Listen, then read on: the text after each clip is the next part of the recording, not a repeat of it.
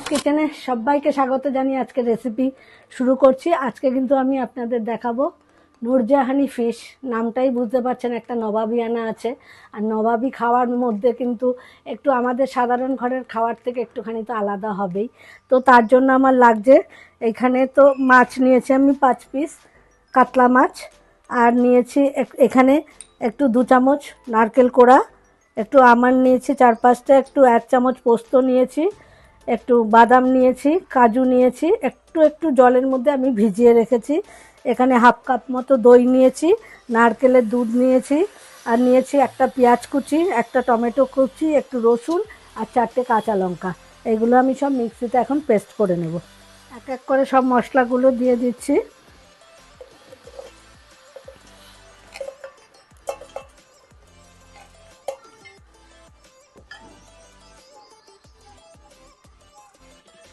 দিয়ে দিচ্ছি বাদাম,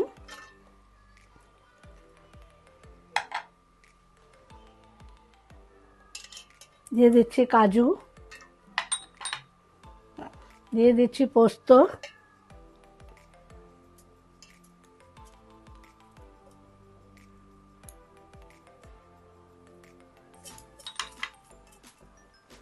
দিয়ে দিচ্ছি আমন্ড, দিয়ে দিচ্ছি নারকেল কোড়া,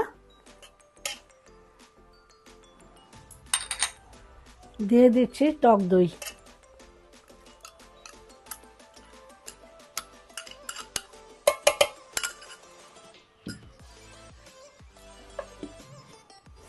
নারকেল দুধটা আমি পরে ব্যবহার করব রান্না করতে করতে।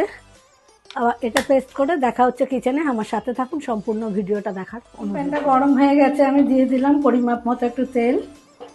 মাছগুলো ভেজে নেব। মাছের মধ্যে আমি নুন হলুদ নিয়ে নিয়েছি, এবার একটুখানি এপিট ওপিট করে মেখে নেব, ভালো করে নুন হলুদটা মাখিয়ে নেব।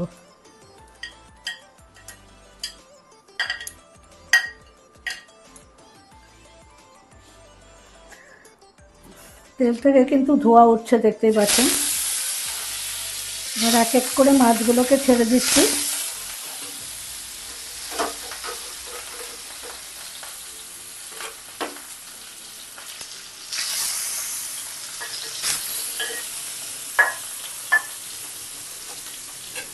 দু মিনিট বাদে উল্টাবো, কারণ লেগে যাচ্ছে একটুখানি। তলাটা একটু ভাজা হলে তারপরে ছেড়ে যাবে তলাটা, তখনই উল্টে দেবো।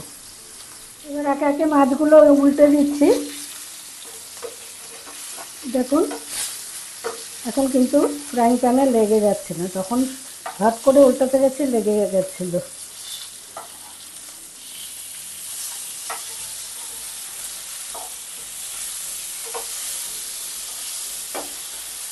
ঠিক ভাজাটা এরকমই হবে, অপোজিট সাইডটা এরকম হলে নামিয়ে নেব। এগুলো কিন্তু ভাজা হয়ে গেছে বন্ধুরা, এবার এক এক করে আমি তুলে নিচ্ছি।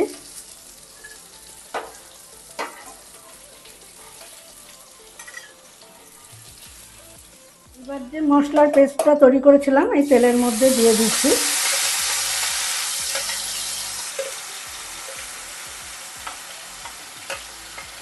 আঁচটা কিন্তু একদম সিমে রেখেছি আমি, কারণ এটা বাদাম আছে যেহেতু আটকে যাবে কড়াইয়ের মধ্যে।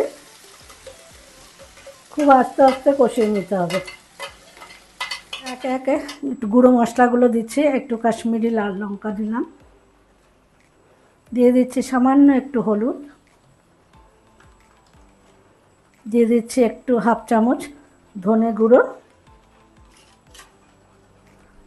হাফ চামচের কম একটু জিরে গুঁড়ো, দিয়ে দিচ্ছি একটু গরম মশলা,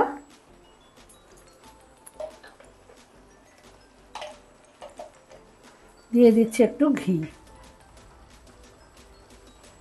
ঘিটা ঝাল যেটা আপনাদের যতটা মনে হবে ততটাই দেবেন, আমি সামান্যই দিলাম।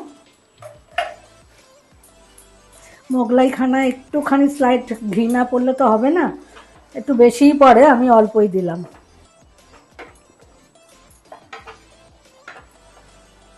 এবার ভালো করে মশলাটাকে কষিয়ে নেব, যেহেতু পেঁয়াজ আছে, নাহলে পেঁয়াজের একটা কাঁচা গন্ধ আসবে।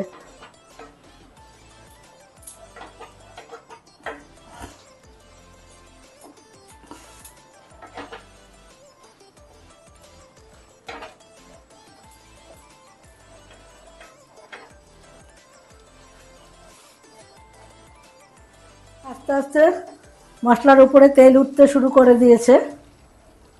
ঠিক আঁচটা দেখতেই পাচ্ছেন একদম সিমিয়ে রেখেছি কিন্তু আমি। এখন দিয়ে দিচ্ছি লবণ স্বাদ মতো।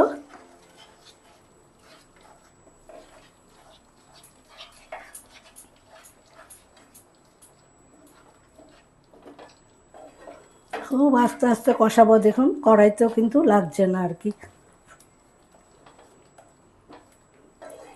এরকম একটু সময় নিয়ে মশলাটাকে কষিয়ে নিতে হবে।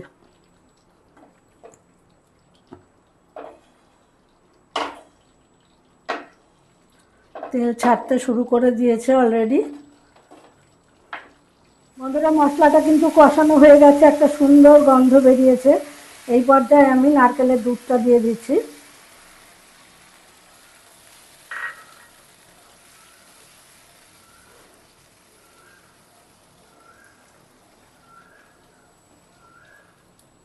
মোগলাই খানাই বটে, সব কিছু মোগলাই, এরকম রোজ খেলে আর দেখতে হবে না। এবার আমি মাছগুলো অ্যাড করে দিচ্ছি।